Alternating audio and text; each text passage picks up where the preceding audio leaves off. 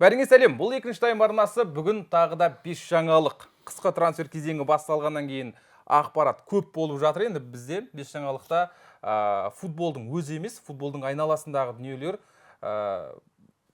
айтылады да.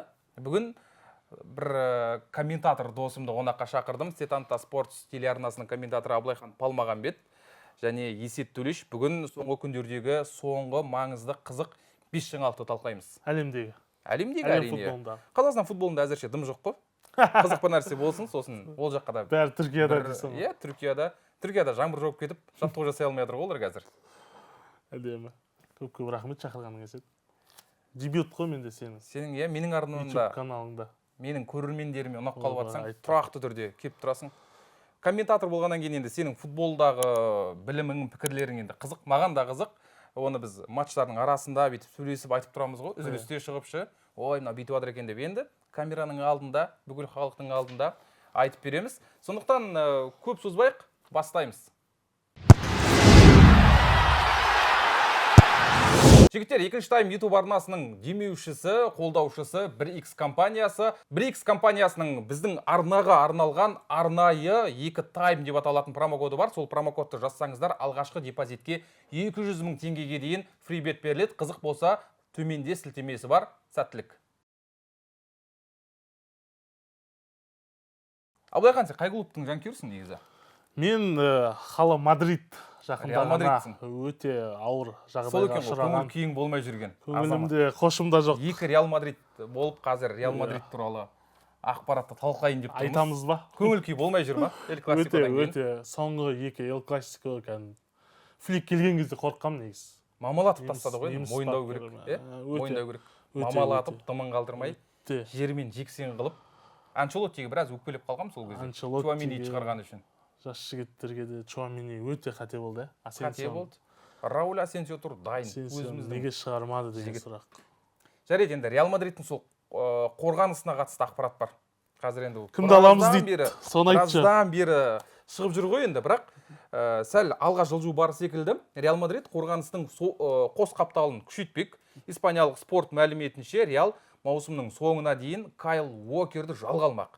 Уокер таяуда Манчестер Ситидің бас бапкері айтты ғой, командадан кеткісі келіп жатыр, лига ауыстырғысы келіп жатыр деп, сондықтан маусым соңына дейін жалға алғысы келіп жатыр екен. Және тағы ақпараттар бар. Марка 2-1 ақпарат берді. Марканың ақпараты бойынша Трент Александр-Арнольд Реал Мадридке келісімін берген, бәрі шешілген. Енді Реал осы қаңтарда Трентті сатып алуға тырысады. Сатып ала алмаса, онда жазда еркін агент ретінде қатарына қосады. Бұл енді қорғаныстың оң жағы. Сол жағында, тура сол марка ақпараты бойынша Альфонсо Дэвис Реал Мадридке ауысуға келісімін берген. Дэвис пен Реал жеке мәмілеге келіпті. Міне осындай Реалдың жанкүйерлеріне өте қуанышты жаңалық қой, негізі. Енді сол Трент Александр-Арнольдты еркін агент ретінде күтіп жүрмей, менің ойымша қысқы трансферлік ауысым кезінде алып келу керек сияқты. Енді оны көп ақшаға сатпайды ғой бәрібір Сити. Өйткені біліп тұр, Ливерпуль Трентті. Өйткені біліп тұр, 5 айдан кейін келісім шарт бітеді. Сондықтан Перес көке алып келіңіз тестесі. Фло Перес өзі экономист қой негізі. Қанша жылдан экономист болғанмен, енді қазір жағдай кризисный ситуация қазір реалды. Ойлашы, сенде орталық қорғаушы жоқ, сенде оң жақта қапталдағы қорғаушы жоқ. Енді Васкеске осыған дейінгі еңбегі үшін рахмет.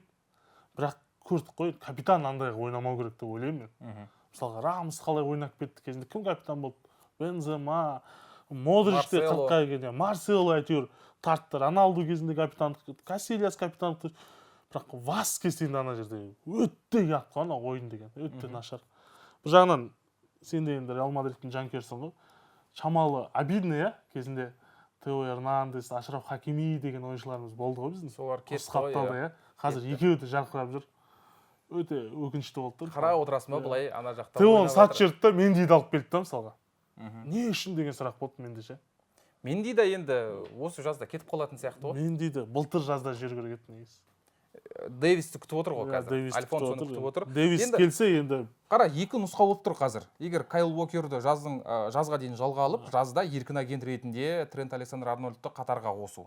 Бұл жерде үнемдейді Реал Мадрид. Бірақ Кайл Уокердің осы Ситидегі матчтарын көрген шығарсың осы маусымдағы. Ол да екінші Чуамини болып жүр ғой қазір. Кайл Уокерді мен ойлаймын, Кайл Уокеріне, Лукас Васкесіне екеуінде тек аттар өзгереді, түрлері өзгереді болды.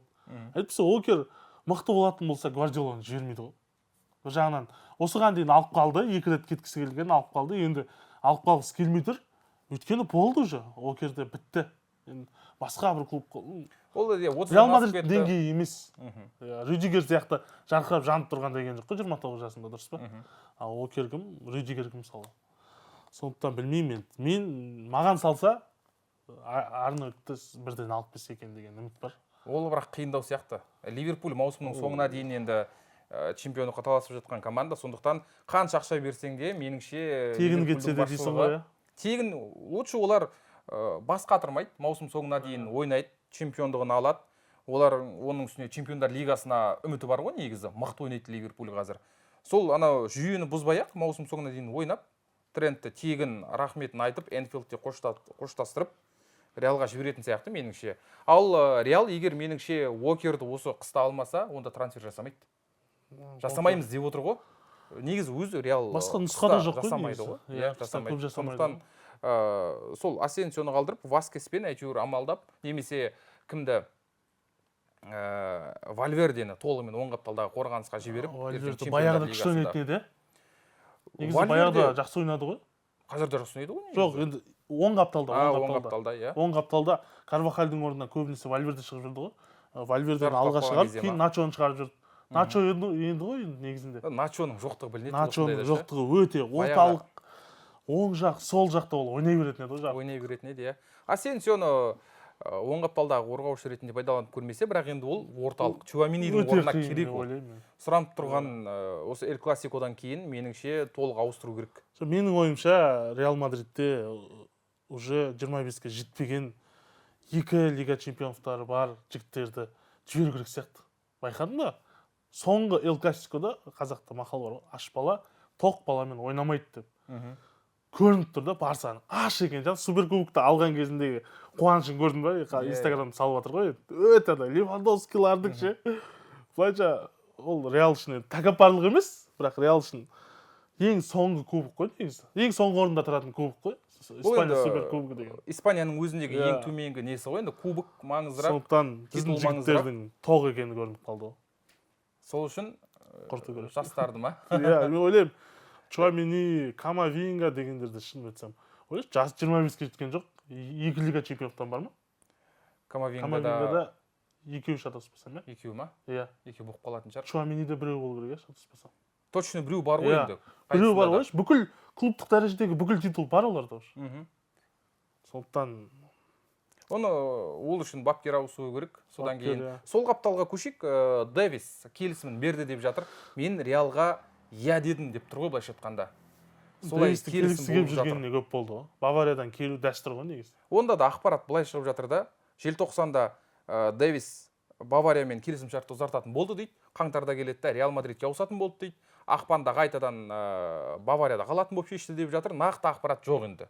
Бірақ осы соңғы марканың ақпараты бойынша Дэвис Реалға ауысуға келісімін беріп отыр екен. Ол да негізі сол қаптал Реалдың қазіргі ең әлсіз позицияларының бірі ғой қорғаныстағы. Фран Гарсия да қарқ қылмай жатыр. Иә, Фран Гарсия да қарқ қылмай жатыр. Шабуылға жақсы қосылады, бірақ қорғанысқа қайтып үлгермей жатыр. Ол енді Фран Гарсияның маған бір ұнайтын жері шағар-шама жүгіре береді. Одан кейде пайда да болмайды, бірақ әйтеуір жүріп береді. Біреудің позициясы, мына позицияны сен жабу керексің деген жоқ қой негізі байқасаң. Иә.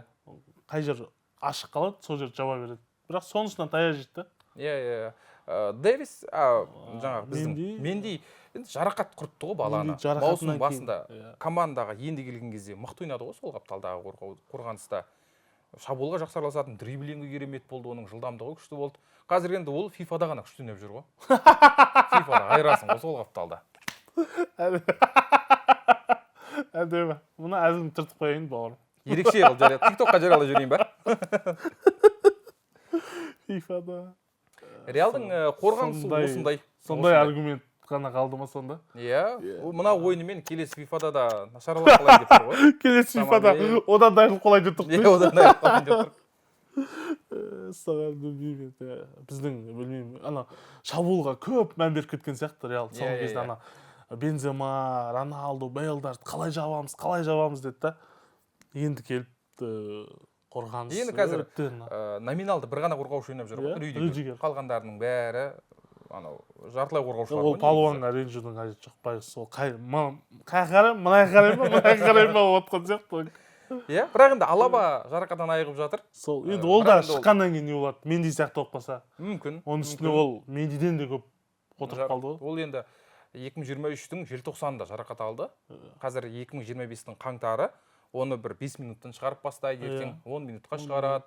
Сонымен жайлап 5 ойынға жоқ дегенде. Иә, шамамен меніңше бір наурызға жетіп қалатын сияқты, толық бабына оралуы. Тіпті соған дейін. Наурызға қарай Милитао сезонның соңына дейін кетті. Милитао кетті болды уже. Болды ма? Ойнамайды ол. Ойнаса да бір майдың соңында шығар, бірақ ол кезде енді Милитао ойната қоймас. Әлем чемпионатына шығады шығар, клубтық. Клубтық, иә, клубтар арасындағы әлем чемпионатын ойнап қалуы мүмкін. Маусым мамырмен бітпейді айтпақшы, иә? Иә. Шілдеге дейін барайын деп. Маусымда 32 команда әлем чемпионатына ойнап қалады. Иә. Клубтық. Ол да негізі қызық болатын сияқты. Еще оған білмеймін енді Гвардиоланың приколы бар ғой. Не деген? Инфантино ма? FIFA-ның несі. Иә. Негізгі құрамдарыңды алып келіңдер десе, сендер міндеттісіңдер негізгі құрам ойыншыларыңды алып келуге деп. Сөйтсе Гвардиола, менің негізгі құрам ойыншыларым маусымда қандай болатынын сен қайдан білесің дейді. Менің ең мықты ойыншым 100 матчтан кейін, сезондағы 100 матчтан кейін менің ең мықты ойыншым академиядағы ойыншылар болатын шығар, сен қайдан білесің дейді.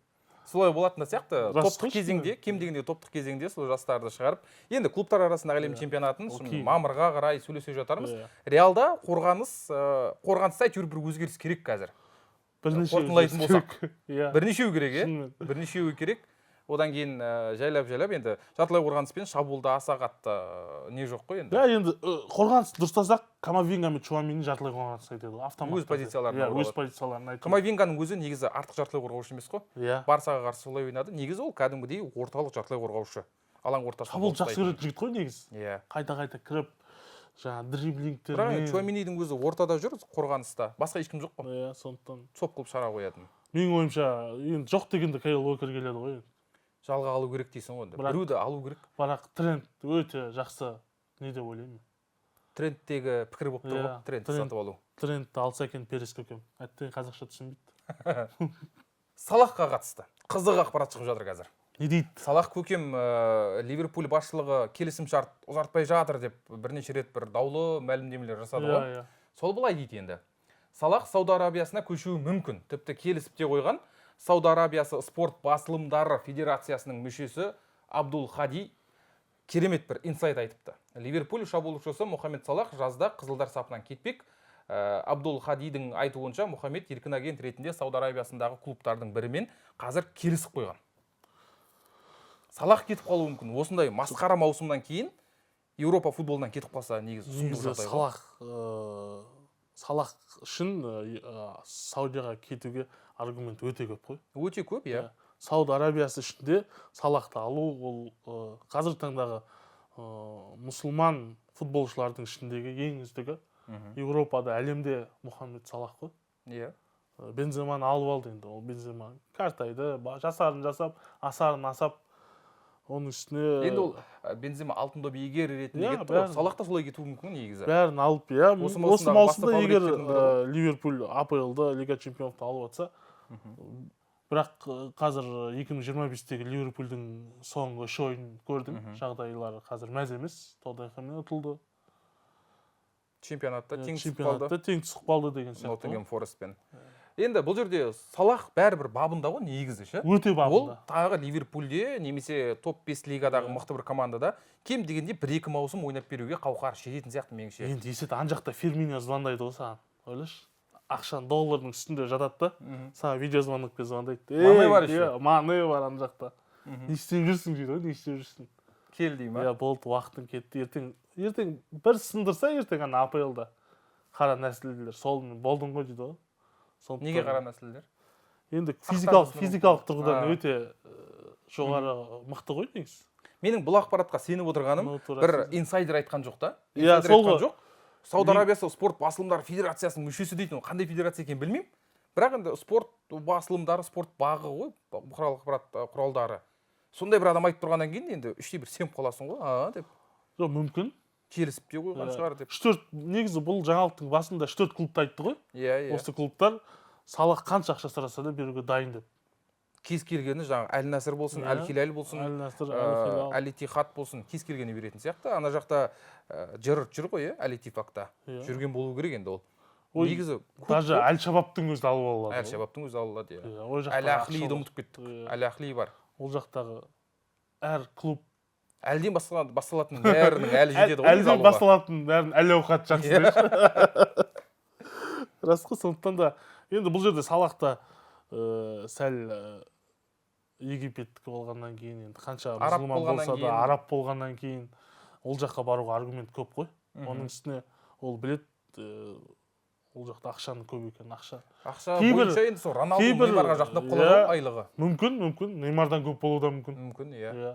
Роналдумен бірдей болып қалуы мүмкін. Себебі нағыз бабында кетейін деп тұр ғой ол. Қазір оның үстіне араб шейхтары кәдімгідей ешқандай жоқ деп айта алмайтын ақшаны ұсынып жатыр ғой. Кім бар ғой? Қай спортшы? Тоже бір көшкен атын ұмытып тұрмын. Қалай келістіңіз десе, сол жақтың агенті келді да, қолыма қағаз берді да, саған қанша ақша керек, соны жаз деп айтты дейді. Біз агентіміз екенбіз, былай айтайық, бірінші мынанша ақша деп айтайық деп отқан кезде келді да, клубтың агенті, мә, менің уақытым жоқ, ұшу керекпін, қанша ақша керек, жаз деп, жазып еді. Құтты болсын деп айтты дейді. Сол сияқты ғой. Енді ол жақта ақша аса қатты маңызды емес қой, арабтарға ше, Сауд Арабиясына меніңше алып кете қоятын сияқты. Осы жерде бір әдемі қылып үшінші жаңалыққа кетіп қалуға болады. Себебі ол да Сауд Арабиясына қатысты бар, оның да ақшаға қатысы бар, және біз айтқан бір футболшыға қатысты. Бұл Криштиану Роналду Әл Насырмен келісім шартын ұзартады. Ұзартты деп те жатыр қазір. Әл Хабар деген Сауд Арабиясында басылым бар. Сол Әл Хабардың ақпараты бойынша Роналду мен Әл Насыр келісім шартын тағы бір маусымға ұзартқан. Роналду клубтың ұсынысына келісімін беріп қойды. Енді тек ресми түрде ғана қол қояды. Жаңа келісім шарт бойынша оның бір жылдық жалақысы 200 миллион евро. Бұл аптасына 3,8 миллион евро, күніне шамамен 543 мың евро. Прикинь, 543 мың евро дегеніміз, сонда күніне 300 миллион теңгедей табайын деп тұр ғой. 300 миллион теңге Роналдудың жаңа жалақысы. 39-да ма? 39-да. 40-қа толады ертең. Бір ай ғана уақыт қалды ғой енді. Еще анадай бір жаңалық оқып қалып едім. Әл Насыр клубының 5% акциясы. Иә. Роналдуға Әл Насыр акциясының 5% ұсынылған. Сен өткенде өзі айтып еді ғой, мен бір клубтың қожайыны болатын сияқтымын деп, жайлап бір қожайын болып алайын деп тұр. Өйткені Интер Майамиде Месси де алды ғой. Иә, қалмау керек. Қалай қалады ол? Иә. Сондықтан жоқ, күніне 300 миллион теңге ойлашы. Роналду өзінің 3 сағаттық табысымен Алматыдан маған үй алып бере алады ғой. 3 сағат қана ақша таппай қойсын. Маған берсе, мысалы Алматыдан мен күшті үй сатып аламын. 1 сағаттың Мессиде алып тұрсын ау? 1 сағаты ол жақта шамамен 13 миллион теңге ма шығып тұр. Мен есептедім. 13 миллион аздау. 3 сағат керек болады. 36 миллионға күшті қылып үй алып алуға болады. Саған не деген қаражат. Енді ойласай, осыдан кейін сен қалай Салах көшпейді деп айтасың мысалы. Оның үстіне ойлашы, біз әлемде қаншама клубтар бар, қаншама лигалар бар Европада, бірақ біз екеуміз де қазір Сауд Арабиясының трансферін талқылап отырмыз да. Бір емес екеуін. Иә. Сондықтан Сауд футболы ақшаны жақсы құйған, және өзіне қаратып қойды ғой негізі. Трансфер туралы әңгіме, трансфер кезеңі бастала ма? Сауд Арабиясы кімді алып кетер екен деп отырасың ғой. Қай жұлдыз ақшаға сатылады екен деп па? Бұрын ренжитіндей, қазір ренжімейтіндей болды ғой, білесің ба? Түсінетін болды ғой. Дұрыс. Конечно, дұрыс дейсің ғой. Өзі келмейтін, кредитіңді ақшасы келіп қала ма сол кезде? Дұрыс кетіңдер деп. Сол кезде Роналдудың жалақысын оқып отырасың ба? Роналду 300 миллион теңге деп. Күніне. Роналду спортикке бармайтын сияқты ғой. Карьерасының соңында ма? Бара қоймайтын сияқты. Бір маусымға мыналар кәдімгідей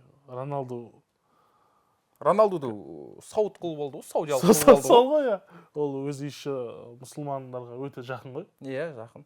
Сондықтан кезінде Палестинаны қолдағаны бар еді ғой. Әрдайым қолдайды. Сол үшін де мен Роналдуды құрметтеймін да. Кейбір сенің көзқарастарың, сенің футболдағы көзқарастарың, мысалға менің Реал Мадридке жанкүйер болуым, ол менің өзімдік өмірлік көзқарастарыңа да сәйкес келу керек деп ойлаймын, мысалға. Әрине. Сен қалай сен мұсылман болып тұрып Барселонаны қолдайсың мысалға. Дизлайктар кетті мына жерге. Тігіп тастаймын ау іштерін. Жоқ, неге Барселонада не жаман емес қой. Енді топ клубтарды өзің жүрегің қайсысын қалайды. Әзіл ғой, әзіл. Соған жанкүйер боласың ғой, иә. Жай ғана әзіл. Әзіл. Әйтпесе екі Реалдың фанаты отырып алып, сол ғой. Барсаны Мен жамандап. Барселонаның осындай болғанын қатты күттім негізі. Да. Иә, осылай бізді тығырыққа тіремегелі біраз болды ғой. Келесі Эль Классиконың алдында келейік екеуміз. Сөйлесейік осы екінші таймда. Давай. Осы екінші Испания кубогында немесе чемпионатта кем дегенде бір рет кездеседі ғой. Чемпиондар лигасында да кездесіп қалатын шығар. Әбден мүмкін. Мен қатты қалаймын. Чемпиондар лигасында соңғы рет есімде ойнаған кезде Реал Барселона ұтып кеткен. Иә. Финалға шығып кетті сол кезде. Мауриньоның кезінде. Мауриньоның кезі ау деймін. Иә.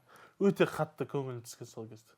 Менің де. Иә. Мауриньоның кезіндегі Реал мықты. Мен қалаймын енді тез анау 8 команданың қатарына Барселона кіретін сияқты ғой. Ширек финалға ма? Иә.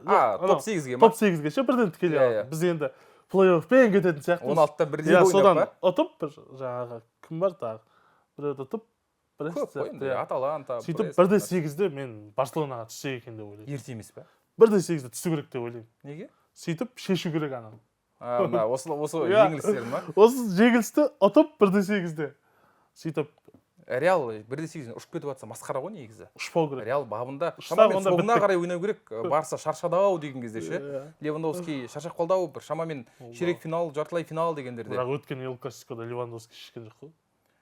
Левандовский шіресін мына жақта екеуі деген пытырлатып жатыр ғой. Ямаль мен Рафиня ғой негізі. Иә, екеуі деген. Сұмдық. Өйткені біздің екі қапталымыз. Сол матчты көріп жатырып мен Тренттің трансфері қашан болады екен деп іздеп жаттым ғой мен. Өте қатты күттім мен де. Жарайды. Асенсионы ертерек шығарды енді. Жарайды, тақтан ауытқымай қояйық. Роналду ғой. Роналду лайық. Роналду, мен ойлаймын. Ертең Салах ауысып жатса, Салах та лайық болады ғой енді. Нағыз өзін сеп тастағандар. Жеке бренді бар. Салах нешеде? 92 жылғы ма, қателеспесем? 31-де. 32-ге келе ма? 33-ге келеді. 92 болса. Негізі уақыт келді. Онда уақыты келді ғой. Ақша жасайтын уақыты келді. Кете берсін. Болды, иә. Ливерпуль фанаттарының да қатты бір реніші бола қоймас. Иә, Салахқа не деп ренжиді? Иә. Осы маусымда Суарес сияқты жарқырап тұрған кезінде кеткен жоқ қой. Иә. АПЛ-ды алып берсе, немесе Чемпиондар лигасын алып берсе, абыроймен осы маусымда, иә. Тренді бар, сонымен бірге кете беруге болады ғой. Тренд Испанияға, мынау былай кетеді, таяу шығысқа, сонымен бір самолетпен кете беруге болады. Әдем. Енді жайлап ана Еуропаның онша емес трансферлеріне оралуға болады. Бәрекелді. Сол Англияда, Манчестер деген қаласында бір жігіт өзінің клубына да керек емес, басқа клубтарға да ауыса алмай жатыр. Маркус Решфорд деген. Маркусқа қатысты ақпараттар көп болып жатыр. Матео Моретто деген инсайдердің ақпараты бойынша Маркус Решфорд әлі нақты шешім қабылдамаған. Әзірше Манчестер Юнайтед пен Милан өзара келісе алмай жатыр. Барселонада футболшыны қатарына қосқысы келеді, бірақ ол үшін командадан Ансу Фати кетуі керек. Одан бөлек Решфордқа Ювентус, Боруссия және АПЛ-дың бірнеше клубтары көз тігіп отыр екен. Бірінші үміткер Милан Решфордқа. Бірақ Милан бүгін ақпарат шықты, кеше шықты енді. Решфордтың өзінің жауабын күтіп отыр екен. Бір-екі күнде Решфорд жауап беруі керек. Жалға ауысатын секілді. Бұл жерде Решфорд жалға ауысатын болса, сәл менсінбей тұрған шығар енді. Миланды ма? Миланды. Басқа кім мысалы? Бірақ негізі Англия чемпионатында доп тепкен жігіттердің серия аға барып карьерасын қайтадан қалпына келтіріп жатқанына бірнеше футболшылар дәлел ғой. Пулишич кешегі ғана. Иә. Пулишич, Мойзе Кен. Иә. Бәрі сол АПЛ-дан құлдырап бөлейін деп кетті ғой. Абыройынан айырылып. Сондықтан мен ойлаймын, Милан қазір Чемпиондар лигасында бар емес пе? Бар. Бар, иә. Ары қарай ойнауға да Чемпиондар лигасында Реал ұтқан жоқ па? Сол ғой, иә. Уже шатаса бастадық қой. Андай біраз болды Чемпиондар лигасын көрмегелі, иә. Оның үстіне команда көп, бір турнирлік кесте. Миланда сол қапталдағы вингер мықты. Сол қаптал. Рафа Ляо. Ойбай, Ляо бар ғой. Егер Решфорд соның қосалқы құрамында отыратын футболшы ретінде немесе орталық шабуылшы ретінде алуы мүмкін, бірақ орталық шабуылшы ретінде Морато бар. Жоқ, негізі Решфордты орталық шабуылшы ретінде қарайды ғой. Сөйтіп пайдаланып көруге болады. Морато еще кім бар ғой?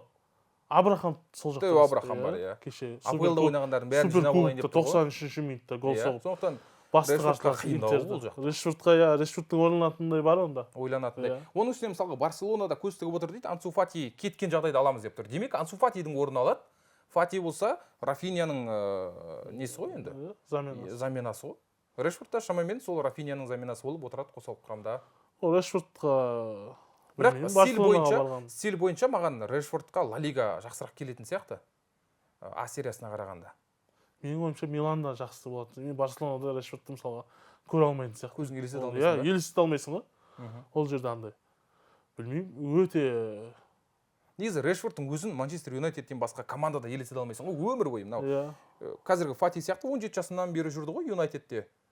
Содан бері ешқайда кеткен жоқ. Қанша ойыншылардың бағын балта шапты ма? Балта шапты ғой, шынымен. Решфордтың ойыны қандай екенін ұмытып та қалдық қой. Иә. Бұрын жарқырап тұрып контратакамен өте керемет флангтан шабуылдар жасап соғатын еді. Айбаланың сыртынан тамаша голдары бар. Білетін шығарсың. Бұрыштамадан соғатын голдар тамаша, жоқ жерден. Жаңағы қазір мысалға Решфорд соңғы 2-3 жылда бір жарқыраған көре алмадық қой. Емейді соңғы жарқыраған ойыншы ол Гарначо шығар. Оның өзі қазір қосалқы құрамда ғана отыр. Иә, қосалқы құрамда. Сондықтан бір қазір Манчестер Юнайтед қазір Майну жарқырап жүр, бірақ Решфордқа шамамен Юнайтедтен кету керек. Ювентуста негізі жақсы нұсқа, сен жаңа Ювентус бар дедің, иә? Бар дедім. Ювентуста бар, Боруссия Дортмундта бар. Дортмундта негізі Дортмундта жақсы. Негізі, иә. Санчо сол Юнайтедтен кетіп, жалға ауысып, Чемпиондар лигасының финалына жетті ғой, мысалы. Жақсы ойнап шықты. Негізі Дортмунд өте керемет болатын сияқты. Ол жақта Дортмундта кім бар екенде ұмытып қаласың осындайда, иә. Қазір Нури Шахин ғой, бірақ Нури Шахин де кетеді деп жатыр ғой. Кететін сияқты, кешегі жеңілістен кейін. Сол қапталда ойнап жүргендер. Хольштейн ұтылғаннан кейін ба? Кім ғой сол қаптал? Оң қапталда Мален кетіп қалды Астон Виллаға. Қапталы біраз әлсіреді, сондықтан Боруссия меніңше дұрыс таңдаулар. Қандай бас бапкер келеді деген сұрақ та. Иә, Маркус Решфордты керек қыла ма, қылмай ма? Ювентусқа да болатын сияқты меніңше. Ювентусқа келетін сияқты, Тиаго Моттаға қазір керек секілді. Жақсы шабуылшылар. Енді жақсы шабуылшы алынбайтын түсікті ғой Ювентустың. Бірақ жақсы шабуылшы қайттан болады ау, қайттан формасын келтіреді ау дегенге менің ойымша Миланға қарағанда, иә, Миланда Ляо деген ол Тео Эрнандестен кейінгі Миньян, Тео Эрнандес үшеу ауыспайтын ойыншылар. Бұл жерде енді негізгі құрамнан орын алып кетуі мүмкін, жалғыз Боруссияда ғана сияқты. Боруссия, Ювентуста қиын болады ау. Сондықтан Миланда да енді Ляо бар, орталық шабуылшы қылмасаң, Боруссия меніңше ыңғайлы сияқты. Өте керемет нұсқа негізі Боруссия ғой. Решфорд тыңдап отырсаң бізді. Ол да қазақша түсінбейді. Боруссия. Дортмундқа көш, інің жетін Санчо сияқты, бабыңда қайт. Санчоға бір звонок қой. Бір звонок, иә. Сөйтіп барып қайтуға болатын сияқты меніңше. Өте жақсы таңдау. Бұл жерде жалға алатын болса, Эмил төлейді ғой айлықты.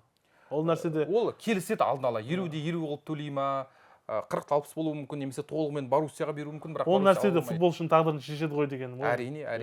Милан мен сол үшін келісе алмай жатқан болуы мүмкін негізі. Решфордтың өте қазір жағдай қиын ғой. Қиын болып тұр, иә. Сондықтан кім біледі, бәлкім сол Боруссияға. Әйтеуір, бірақ осы қыста меніңше әйтеуір кетеді Юнайтед. Кету керек қой. Енді бүгінгі шығарылымда біз жаңа трансферлерге арнап жатырмыз ғой. Себебі енді қаңтар, басқа қызық дым жоқ. 5-ші жаңалық емес, бірақ менің бір байқағаным ғой. Ақпарат. Иә, ақпарат, статистика. Осы қаңтардағы трансфер кезеңі қызық емес болып жатыр, байқадың ба? Иә. Бір топ трансфер жоқ. Бұрын бірең сараң болса да, біреу 50 миллионға, 60 миллионға мықты бір трансфер жасайтын еді ғой. 70 миллионға, Каутиньолар кезінде 100 миллион, 135 миллионға Барсаға ауысқан қысқа трансфер кезеңінде. Қазір ең қымбат трансфер Мален болып тұр. Боруссиядан Астон Виллаға. Ол 25 миллион еуро. Мен енді айтайын деп отырмын жаңа. Дон Маленнен басқа ешқандай атын білетін. Нормально, ешкім жоқ. 25 миллион. Екінші орында Эммануэль Агбаду деген жігіт екен. Реймстен Вулверхэмптонға 20 миллион еуроға ауысты. Шынымды айтайын, білмеймін, танымаймын, Реймстің матчтарын көрген жоқпын мен. Реймсті бір рет жүргізген, Агбаду есіме түсті.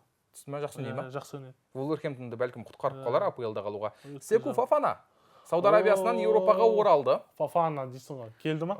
Келді. Аль-Насрдан Рен сапына ауысты. Ол да 20 миллион еуро. 4-ші орында Еуропаға қатысы жоқ трансфер. Бразилияның ішкі трансфері.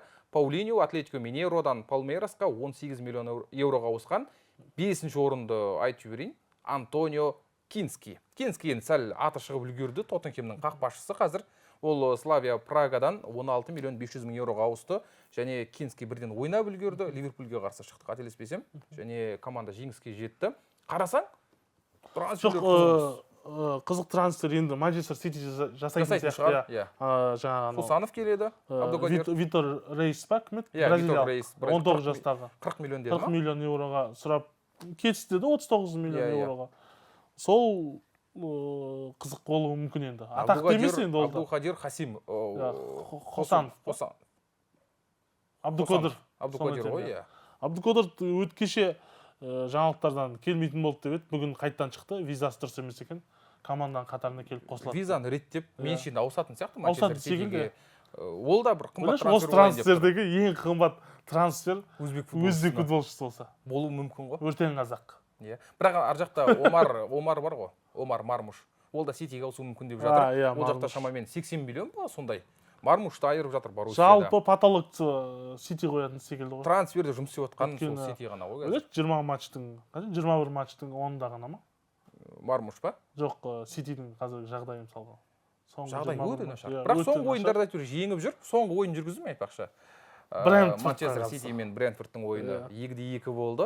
Сол ойында звондаған сияқты ғой. Әкелі Мармушты. Хусановты әкелі тездетіп деп.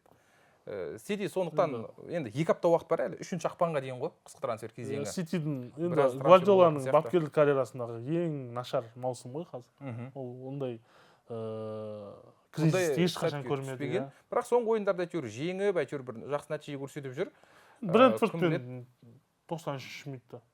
Жіберіп қойды. 92-де, 82-де және 92-де жіберіп қойды. Сондықтан я Реал Мадрид, егер Перес мырза жоқ, мен Хаби Алонсоны күтпей трансфер жасай берем, Анчелотти абыроймен кетсін деп